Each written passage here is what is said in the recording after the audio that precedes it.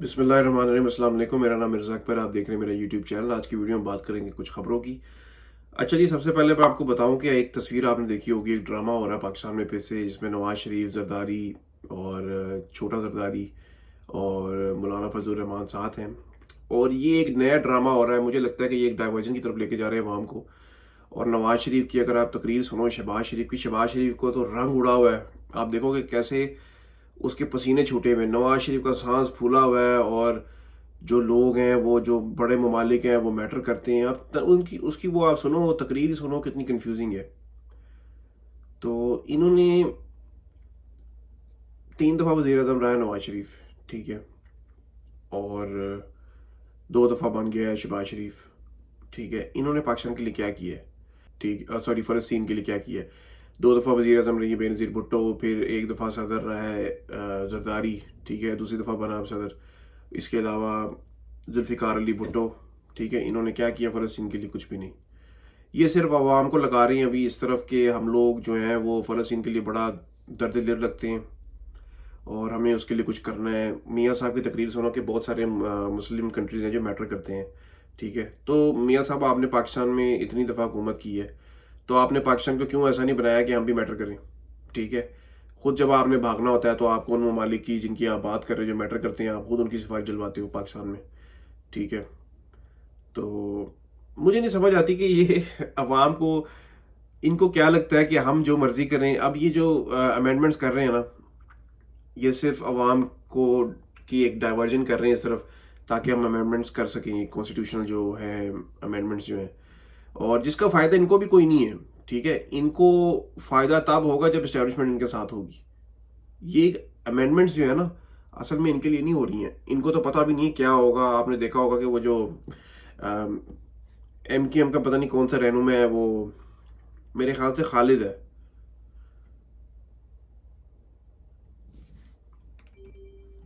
खालिद मकबूल सिद्दीकी करके कुछ नाम है, मैं भूल गया हूँ। उसने कहा जी हम जो है ना वो अपनी आज़ादी से करेंगे फैसला, कि हमें पढ़ के बताएंगे। और जब ये पिछली दफ़ा हो रही थी ना, इनमें से बहुत सारे लोगों को पता ही नहीं था। वजीर कानून जो जिसका काम है ना ये सारा, वो कहता जी मुझे तो अभी मिली है। जब जब अमेंडमेंट्स होने वाली थी ना, कहता मुझे अभी मिली है। तो इनकी कोई औकात ही नहीं है। उसके बाद आते हैं खालिद मकबूल सिद्दीकी की एक स्टेटमेंट है, ABC उर्दू ने इसको रिपोर्ट किया जी कि फ़लस्तीनी तलबा को पाकिस्तान में तालीम देने का इंतज़ाम किया जाएगा। और पाकिस्तानी तलबा को तालीम दी नहीं जा रही इनसे, ठीक है, और फ़लस्तीन को देंगे। और ये अभी बहुत सारे लोग कहेंगे कि मैं इनको क्रिटिसाइज़ कर रहा हूँ, गलत कर रहा हूँ। देखिए, इन्होंने कुछ नहीं करना है। ये सिर्फ आपको ना एक चूरन, या वो जिसको कहते हैं ना अफ़ीम चटा रहे हैं। अफ़ीम चटा रहे हैं आपको, ताकि आपको उसका नशा लगे और आप फिर जो आपके जो असल हकूक़ है ना, आप उनसे फिर पीछे हट जाओ। और आपको लगे जी कि नवाज शरीफ तो बड़ा एक मुजाहिद बन गया जी, और वो फ़लस्तीनियों को आज़ाद करवाएगा। जैसे आप शहबाज शरीफ के देखोगे जी, मैं नेतन्याहू के, वो इधर से आ रहे थे और मैं उधर अपना चेहरा उधर करके बैठ गया, और फिर मैंने कहा इससे मुझे हाथ, हम उसको कोई फ़र्क पड़ता है? ठीक है। आपने उससे हाथ नहीं मिलाया, ठीक है, आप निकल गए, उसको कोई फ़र्क पड़ा है? फ्रांस के सदर ने कहा है जी कि हम उनको सप्लाई जो है ना उनकी रोकेंगे। मैं फिर से एक दफ़ा कोशिश करता हूँ कि स्क्रीन शॉट मेरे पास पड़ी हुई है, अभी तो नहीं मुझे मिल रही है, लेकिन ये मैंने कल आपको बताया था, कल की वीडियो में, कि फ्रांस के जो प्रेसिडेंट है मैक्रोन ने कहा जी कि हम उसको जो है वेपन्स की सप्लाई नहीं करेंगे। उसने कहा मेरे को फ़र्क नहीं पड़ता है, ठीक है।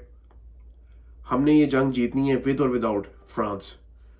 तो अगर वो फ्रांस को ये कह रहा है, तो आपकी क्या औकात है? आपने क्यों अपने आप को ऐसा नहीं किया? आते हैं ये लोग, आते हैं आके तरक्कियाँ होती हैं सिर्फ इनके घरों में। हर जगह अपना बंदा लगाया हुआ है। क्यों पाकिस्तान आज इतना, आप यकीन करो शर्म आती है किसी को बताते हुए भी पाकिस्तान है। हम जो पठान भी है ना पाकिस्तान के, वो अफगानी बताते हैं अपने आप को, ठीक है, मैं अफगानी हूँ। तो ये हाल हो चुका है, क्योंकि पाकिस्तानियों को इतना बुरा समझते हैं।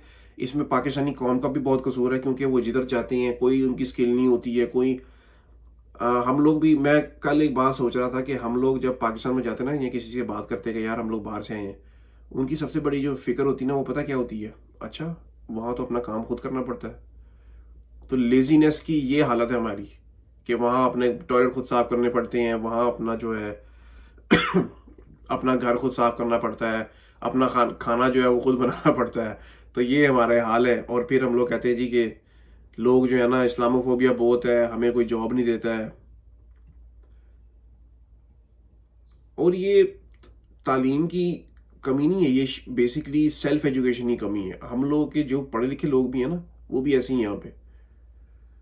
अच्छा, नेक्स्ट हम मूव होते हैं, क्योंकि ये ज़्यादातर तो फ़लस्तीन पे ही है आजकल, आज का जो है, क्योंकि औरतों के पास था कोई नहीं। फिर हम आते हैं अली अमीन गंडापुर पे। हमारे जो है चेरी ब्लॉसम चीफ मिनिस्टर ने एक स्टेटमेंट दी है जी। करारदाद मंजूर हो चुकी है। कॉन्फ्रेंस कॉन्फ्रेंस में हिम्मत अफजा बातचीत हुई। फौरी जंग बंदी के लिए पूरी कोशिश बरवाए कार लाएंगे। वाह जी वाह। ये जंग जो है ना, अल्लाह करे ये रुक जाए, मेरी दिल से दुआ है, लेकिन ये ऐसे नहीं रुकनी है। ठीक है, जिस तरह नेतन्याहू जितना पागल हो चुका है ना अभी, और इनको लगता है कि हम ऐसे ड्रामेबाजी करेंगे और वो ऐसे ही आके ना वो छोड़ देगा, जंग जो है वो ख़त्म कर देगा, ऐसे नहीं होगा। और ये इनका कोई इंटरेस्ट नहीं है। मैं आपको बताऊं, कल को इनके को कारोबार भी निकल आने नेतन्याहू के साथ। तो आप लोगों को अपनी आंखें खुली रखनी है पाकिस्तानी अवाम को। पाकिस्तान में जब लोग प्रोटेस्ट के लिए निकलते हैं, आप इनकी मुनाफिकत चेक करो कि पाकिस्तान में जब लोग प्रोटेस्ट के लिए निकलते हैं तो ये उनको गिरफ्तार कर लेते हैं। कल ये जी कॉन्फ्रेंस कर रहे हैं कि हम सारे इकट्ठे हैं, फ़लस्तीन का जब मसला हल होगा। उनको कोई फ़र्क नहीं पड़ता है, क्योंकि आपकी 1 सेंट की भी औकात नहीं है उनके आगे। अच्छा जी, वज़ीर आज़म चेरी ब्लॉसम का फ़लस्तीन पर आवाज़ उठाने के लिए माहिरीन की कमेटी बनाकर दुनिया के अहम ममालिक भेजने का ऐलान। ठीक है, यूएई खामोश रहेगा। ठीक है, ये सिर्फ बाहर आके बातें करते हैं कि जी हम ये कर देंगे और हम एड दे रहे हैं, हम ये कर रहे हैं, हम वो कर रहे हैं। सऊदी अरब खामोश रहेगा। इनमें से बोलता है तो सिर्फ कतर बोलता है थोड़ा बहुत। ठीक है, ये लोग कैसे बोलेंगे? इनको जितने भी मिडल ईस्ट को अगर आप समझो ना, वर्ल्ड वॉर 1 के बाद इनको बादशाहत पे बिठाने वाले ही ये लोग थे। अपने आका या अपने अब्बू के आगे ये लोग कैसे आवाज़ उठाएंगे? नहीं उठाएंगे कभी भी।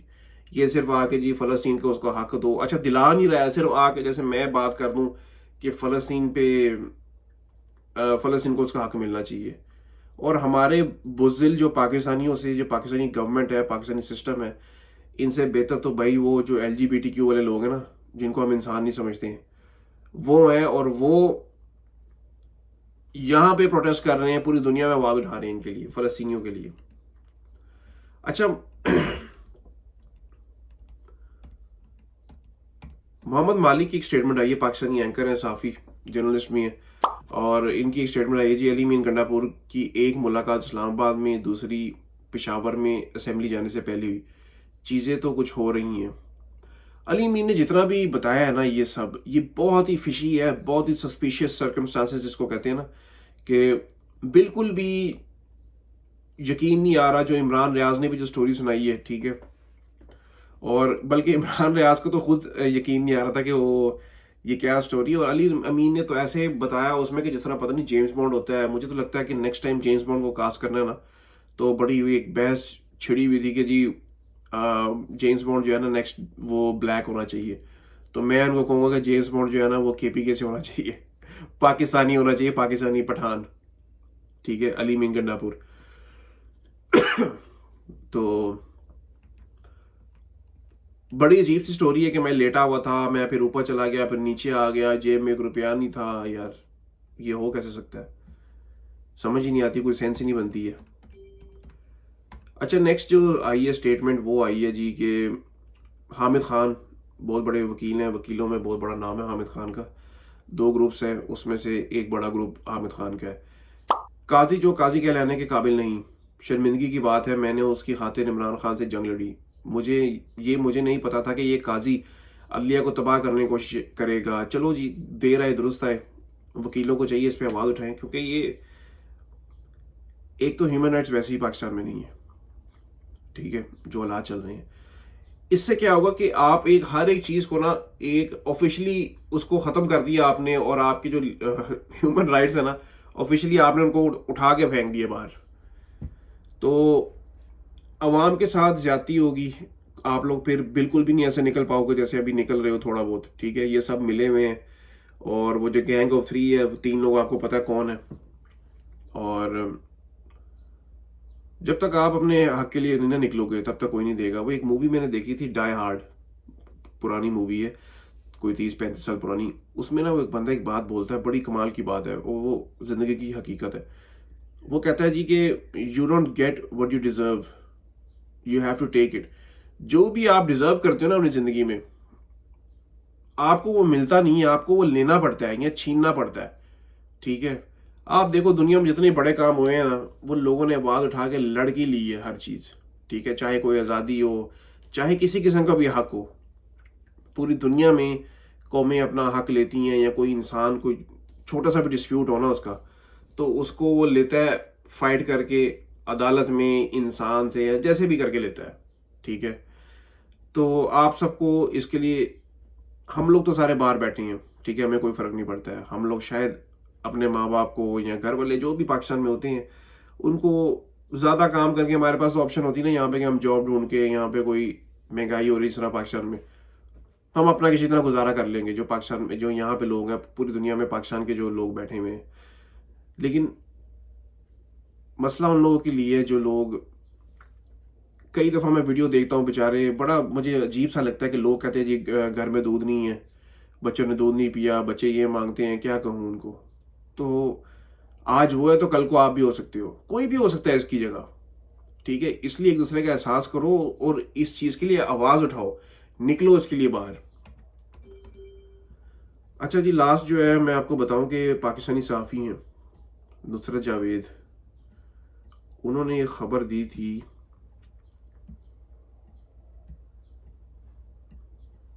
ये 2 से 3 दिन पहले की बात है। खबर कह लें इसको, या एक जैसे भी कह लें, वार्निंग थी। खबर ये है जी, उनकी उनकी जो ट्वीट थी वो ये थी कि what if Aleem in Gandapur suddenly appears in hastily called sitting of the Khyber Pakhtunkhwa assembly around 5 p.m. and tells some interesting story regarding his missing. The sitting was to start at 2 p.m. but being delayed. They are waiting for Gandapur. अच्छा, ये जो बात है ना, ये जो खबर दी है उसने, ये बिल्कुल जेन्युइन दी है, यही हुआ था, ठीक है। इसका मतलब कुछ ना कुछ चल रहा है पीछे। अब मुझे नहीं पता इमरान खान इसमें शरीक है या नहीं, क्योंकि इमरान खान के ऊपर आपको पता है लगाया तो बैन इमरान खान भी है कि 18 तारीख तक कोई मुलाकात नहीं होगी अडयाला जेल में। तो वो, लेकिन उसमें सब ही आ गए हैं, सारे जो कैदी हैं अडयाला जेल के। तो वो इमरान खान की बात थी कि hope for the best, prepare for the worst. तो मुझे नहीं पता अब क्या होना है, लेकिन कुछ तो होना है। ये अली अमीन, पीटीआई की जो बहुत सारी लीडरशिप है ना, ये आपने देखा होगा नज़र ही नहीं आ रही। किसी को कोई बीमारी लगी हुई है, किसी को कुछ हो गया है, और ये बैठे हुए हैं। प्रोटेस्ट जो है वो, उसकी कोई न्यूज़ नहीं आ रही है, ठीक है।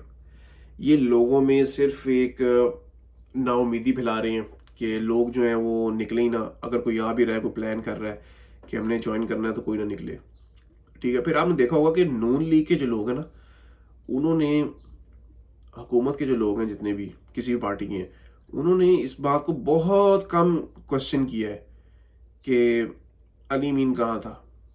तो ये बहुत एक हैरानगी की बात है, और बड़ी कोई ना कोई खिचड़ी तो पक रही है, कोई ना कोई गेम चल रही है। अब अल्लाह करे कि इसमें इमरान खान सेफ रहे, क्योंकि मुझे आज भी लगता है कि इमरान खान को जो पीटीआई की लीडरशिप है बाहर, वो बहुत ही बुज़दिल है, और वो बिल्कुल भी इमरान खान को बाहर निकालने में वो नहीं है, इंटरेस्टेड नहीं है। अब तक लिए इतनी उम्मीद करता हूँ आज की वीडियो आपको पसंद आई होगी। चैनल को, इसको लाइक करो वीडियो को, ताकि इसको आगे बढ़ने का वो मौका मिले, क्योंकि यूट्यूब के एल्गोरिदम है। अगर आपको कोई चीज़ अच्छी लगी है, बुरी लगी है, कमेंट करो। Thank you so much. अल्लाह हाफिज़।